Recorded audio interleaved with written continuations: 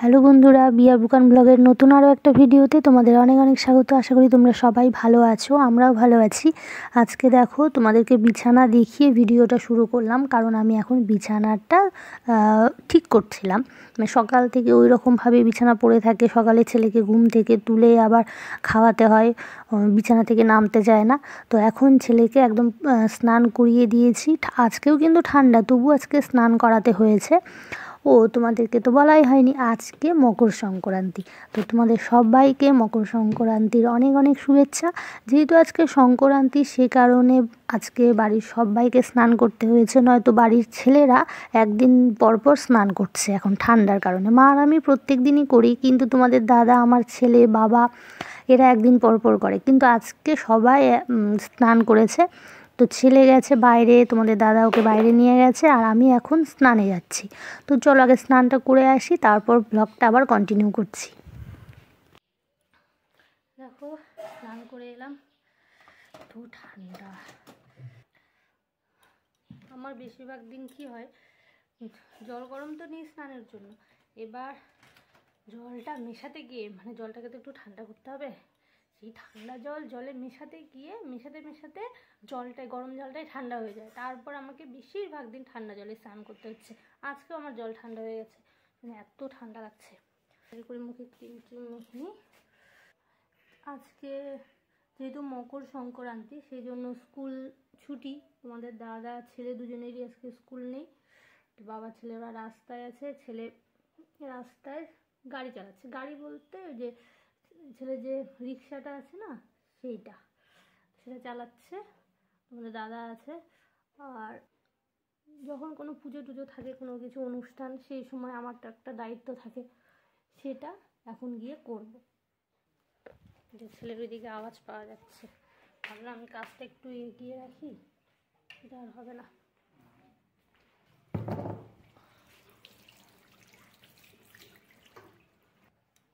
দেখো 2 দিন থেকে কমলার খোসাগুলো এখানেই রেখেছি, কারণ একদম রোদ উঠছে না, কুয়াশা, সারাদিন ধরে মোটামুটি শিশির পড়ছে, সেজন্য উপরে দেওয়া হয়নি।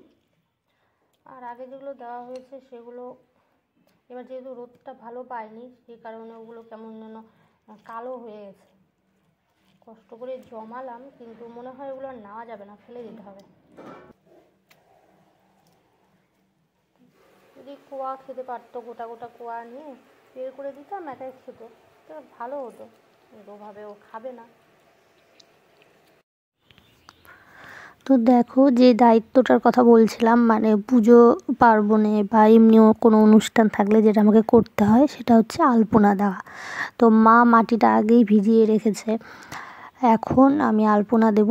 তো বাইরে দেব, কারণ ছেলেকে বাইরে পাঠিয়েছি, ও জেদ করছিল আলপনা দেওয়ার জন্য। সে কারণে তোমাদের দাদাকে বললাম একটু বাইরে নিয়ে যাও, তাহলে আমি আলপনাটা দিয়ে নিই, কারণ ও থাকলে তো কিছুই দিতে দেবে না। আবার অনেকক্ষণই বাইরে গেছে, কখন টাইম হয়ে যাবে চলে আসার। আমি শুরু করি আর আগে বাইরে দিচ্ছি, কারণ বাড়ির ভেতরে যখন দেবো তখন সেই সময় যদি ছেলে থাকে, ও তো সব কিছু নষ্ট করবে। ভেতরে খারাপভাবে কোনো কিছু দিলে কিছু হবে না, কিন্তু বাইরে একটু তো ভালোভাবে দিতে হবে, তাই না? তো সে কারণে আগে বাইরে দিয়ে নিই। তো আমার আলপনা দেওয়া হয়ে গেছে, আর ছাদে এসেছি। সকাল থেকে ছাদে আসা হয়নি, এত হাওয়া দিচ্ছে বাইরে, নিচে বোঝা যাচ্ছে না, ছাদে উঠে বুঝতে পারছি হাওয়াটা। হ্যাঁ যাই। ওইদিকে ছেলে আবার ডাকছে। আলপনা দেওয়া কমপ্লিট, ভেবেছিলাম ছেলে আসার আগে বেশিরভাগ আলপনাটা দিয়ে নেব, কিন্তু সেটা হয়নি, বাইরে দিতে দিতে এসে গেছে। তারপরে অনেক যাই, যে ডাকছে তাও কথাই বলতে ইচ্ছে না, অনেক বুঝিয়ে শুনিয়ে আমি একটু দিয়েছি, কিন্তু ছেলে কি অবস্থা করেছে ডাইনিংয়ে, চলো তোমাদেরকে দেখাই। আর ওইদিকে কাঁদতে শুরু করেছে, যাচ্ছি না জন্য। এই পৌষ পার্বণে আমাদের এগুলো নিয়ম আছে, এরকম ভূত প্রেত এই সব মানে আলপনা দিতে হয়, তো সেগুলোই দিয়েছি। দেখো একদম অরিজিনাল মনে হচ্ছে কি ভূত কোনো কিছুই, মানে একটা ভূতেরও তো একটা মানানসই ব্যাপার থাকে, সেটাও তো একটু দেখতে ভালো হবে। তা আমার অবস্থা, মানে আমি কি করেছি দেখো। আর এইদিকে এই যে মা চালের গুঁড়ো রোদে দিয়েছে, কি বলবো, রোদই নেই, ওই দিয়ে মেলে রেখেছে, একটু হাওয়ায় যা হয়। কালকে গুঁড়ো করে আনা হয়েছে। ছেলে ওদিকে চিৎকার করছে, ভালোভাবে তোমাদের সঙ্গে আমি কথাটাই বলতে পারছি না। এই যে যাই কি হলো? ছাদে কি হাওয়া দিয়েছি। আর চল ছেলের আলপনাটা আগে দেখাই। এই দেখো আলপনা, খুব সুন্দর হয়েছে বাবা। দুই ঘরের সামনে দিয়েছি। আর এটা এখন ঠিক করতে হবে, সেটুছে ভাবো কেমন করে কাজ বাড়ায়। ওই দিক দিয়ে চলো, এই যে বাইরেরটা দেখাই।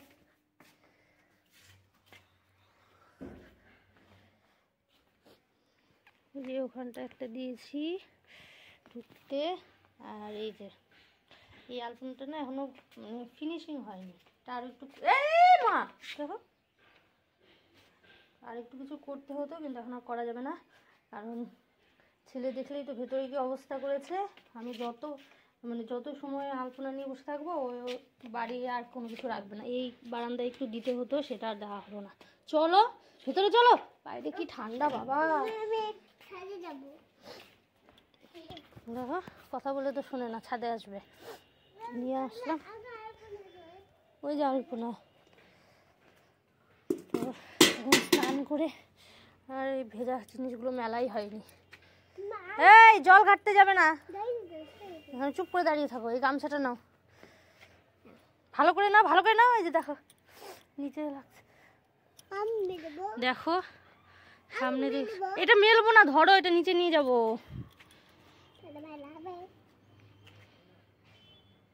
হয়েছে ব্যাস, ঠিক আছে। তুমি আর কিচ্ছু মেলার নেই, সব হয়েছে মেলা। ওগুলো আর ভেজা জিনিস হাত দেবে না। কি ঠান্ডা, তোমাদের ওইদিকে কেমন ঠান্ডা পড়েছে তোমরা কমেন্ট করে জানিও। আমাদের এদিকে ওয়েদার তো দেখছো সামনের কি অবস্থা। টাটা দিয়ে দিচ্ছে। তো সেই কতদিন হয়ে গেল ভালোভাবে যে রোদের মুখ দেখা যায়নি। এই রকম ওয়েদার, একটু কম একটু আর এর থেকে আবার ধরো বেশি, এই রকমই চলছে কয়েকদিন থেকে। চলো চলো চলো চলো। আর প্রচুর কাপড় চোপড়, এগুলো প্রত্যেক দিন আমরা ছাদে মেলছি।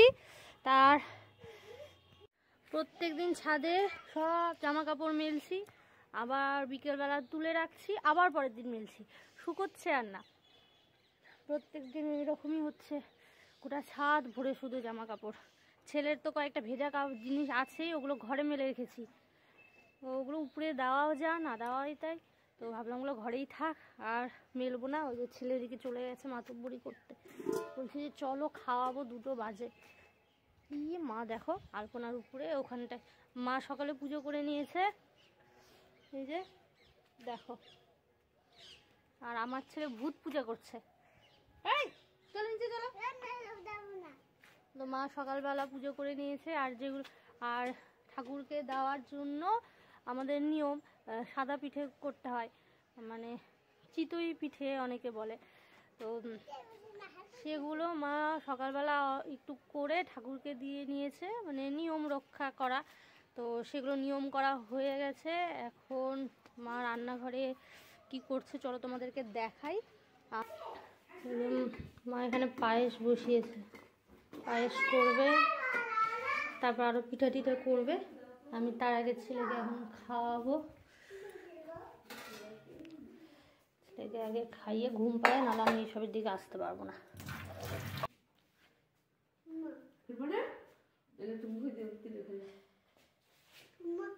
খুরমা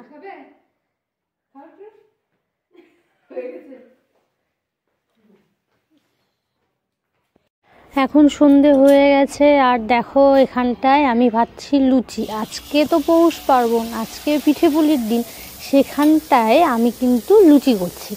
কারণ তোমাদের তো দেখিয়েছিলাম দুপুরে মা ওখানটায় পায়েস করছিল। তো আমার ছেলে কি হয়, পায়েস ছাড়া মানে লুচি ছাড়া পায়েস খায় না। এবার তোমাদের দাদা তারপর শ্বশুরমশাই ওরা কী করে, এই যে পৌষ পার্বণের দিন ওর মা হচ্ছে পায়েস করে, সাদা পিঠে আর পাটিসাপটা এগুলো করে। তো আমি ভেবেছিলাম ছেলেও হয়তো ওই পিঠের সঙ্গে পায়েস দিয়ে খাবে, কিন্তু এখন ঘুম থেকে উঠেছে, উঠে নিয়ে বললাম পায়েস খাবে নাকি, পায়েসের সঙ্গে লুচি খুঁজছে। এবার লুচি তো আর হয়নি, সে কি জেদ লুচি খাবে লুচি খাবে। তো আমি সে কারণে তাড়াহুড়ো করে একটুখানি এই 6-7টার মতো লুচি হয়েছে, ছেলেকে ভেজে দিচ্ছি। আর দেখো লুচিগুলো কিন্তু ভালোই ফুললো, কিন্তু এই যে এটা অতটা আবার ফুলছে না। আর লুচিগুলো একটু লাল লাল মনে হচ্ছে, তাই না? আসলে আমি লুচিগুলো করছি আটার, ময়দা ছিল কিন্তু মা সেই সময় গেছিলো একটু বাইরে, এবার কোথায় ময়দা রেখেছে সেটা আমি জানি না। আর ছেলের এত জেদ উঠে গেছিলো যে খুঁজবো তার সময় ছিল না, সে কারণে আটা দিয়েই কয়েকটা বানিয়ে দিচ্ছি। তো ভাবিনি যে এইরকম ফুলবে। তো যাই হোক, লুচিটা ভেজে নিই, ভেজে ওইদিকে আমি ছেলেকে আগে দুটো দিয়ে এসেছি, তারপরে বাকিগুলো ভাজছিলাম কারণ ছেলে ব্যস্ত হয়ে গেছে। তো চলো ওখানটায় গিয়ে দেখি ছেলে খাচ্ছে না কি করছে, একটু দেখে আসি। এখানে তখন যে মা দুপুরে পায়েস করেছিল সেই পায়েসে চালটা হয়ে গেছিলো বেশি, সে কারণে এখন আবার আমি ওর মধ্যে গুড় দিয়ে তারপর আরেকটু দুধ দিলাম, দেখো দিয়ে এইভাবে পাতলা করে রেখেছি, কারণ এগুলো তো ঠান্ডা হলে একটুখানি জমেই যায়। তো দেখো ধোয়া বেরোচ্ছে। পায়েসটা ঠিক করলাম আর লুচিগুলো ভেজে নিলাম। মা এখানটায় দেখো সাদা পিঠেগুলোকে ভেজে হটপটের মধ্যে রেখে দিয়েছে, সে কারণে কেমন ধোয়া বেরোচ্ছে। আসলে পিঠেগুলো অনেক আগেই ভেজেছে, ভেজে হটপটে রেখেছে, কারণ আমরা সবাই খাবো রাত্রিবেলা, ততক্ষণে তো ঠান্ডা হয়ে যাবে, সে কারণে হটপটে রেখে দিয়েছে যাতে গরম থাকে। আর পাটিসাপটা করবে সেটা বললো একটু পরে করবে। খাওয়া হয়নি এখনো? ফেলছো কেন ছিঁড়ে ছিঁড়ে? হ্যাঁ কি করবে? তুমি ওই লুচিটা খাবে না? এই লুচিটা খাবে না? খাবে? আমি খেলাম, তাড়াতাড়ি খাও।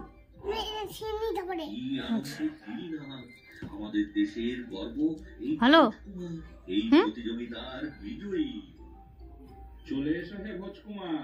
পায়েস দিয়ে খাও, এমনি কে লুচি খায়? ছোট করে নিয়ে খাবে? ছিঁড়ে ছিঁড়ে ছোট করো, আমি ছোট করে দেবো। হুম,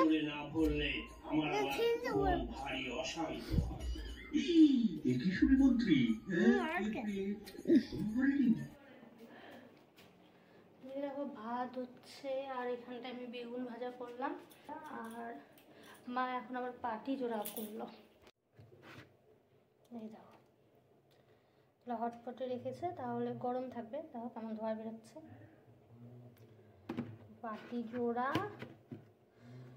আর সাদা পিঠে বা চিতই পিঠে, কে কি বলো সেটা আমি জানি না, আমরা সাদা পিঠেই বলি। আর পায়েস, এই হয়েছে আজকে আমাদের পিঠে পুলির আয়োজন। আর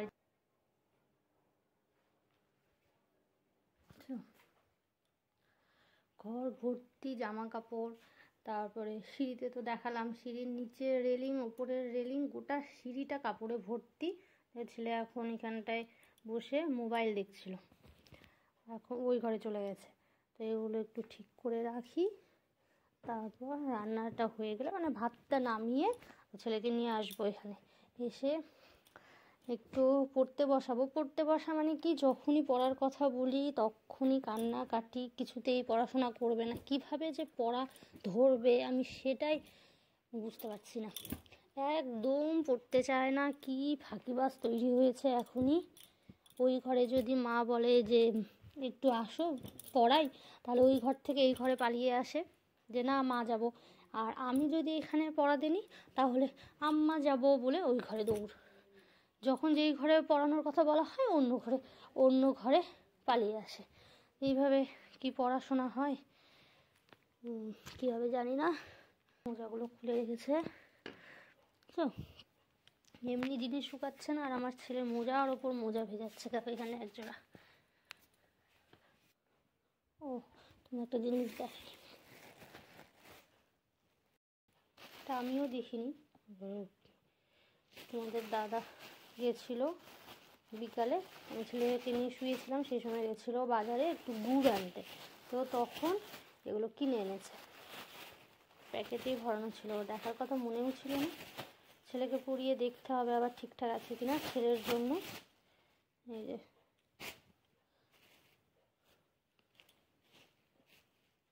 ঠান্ডায় থার্মোকট, এগুলো ভেতরে দেখো একটু তুলা তুলা টাইপের আছে, গরম লাগবে। এগুলো পরলে কি মানে একটু গায়ের সঙ্গে চেপে থাকে, গরম লাগে। নয়তো ছেলেকে ফুলাতা গেঞ্জি পরিয়ে তারপরে সোয়েটার পরাই, গেঞ্জিটাও তো ধরো ওই রকম গায়ের সঙ্গে চেপে থাকে না, এই জিনিসগুলো গায়ের সঙ্গে চেপে থাকে। তো এটা একটা নিয়ে এসেছে নকশি কালার, এখানে কালো লাগছে। তো যাই হোক, এখন তো আর সোয়েটার টোয়েটার কিছুই খুলবে না, রাতে যখন শোয়াবো সেই সময় ওগুলো তো চেঞ্জ করে অন্য ড্রেস পরিয়ে শোয়াই রাতে। তো সেই সময় এগুলো একটু পরিয়ে দেখে নেব যে ঠিক আছে কিনা। তো মনে তো হচ্ছে ঠিকই আছে। তো এখন তো ভাতটা হলো কিনা দেখে আসি। আর একটা জিনিস, এটা তো তোমরা দেখেছো, তোমাদেরকে দেখিয়েছি, কিন্তু কি হয়েছে সেটা তো বলা হয়নি। এই যে ব্ল্যাঙ্কেটের যে কভার এনেছিল, ওই যে ওই ব্ল্যাঙ্কেটের জন্য, এই যে নতুন যে আমরা ব্ল্যাঙ্কেটটা নিয়েছি এটার জন্য, কারণ কালারটা দেখো একদম লাইট কালার। তো ভয় লাগে ছেলে কখন কি দাগ ভরিয়ে দেয়, সে কারণে আমাদের দাদা একটা কভার কিনে এনেছিল, যে কভারটা থাকলে জিনিসটা তাহলে সেফ থাকবে। এবার কভার ভরিয়ে দেখি কভার ছোট হয়ে গেছে, ব্ল্যাঙ্কেট বড় হয়ে গেছে, কভার হয়ে গেছে ছোট।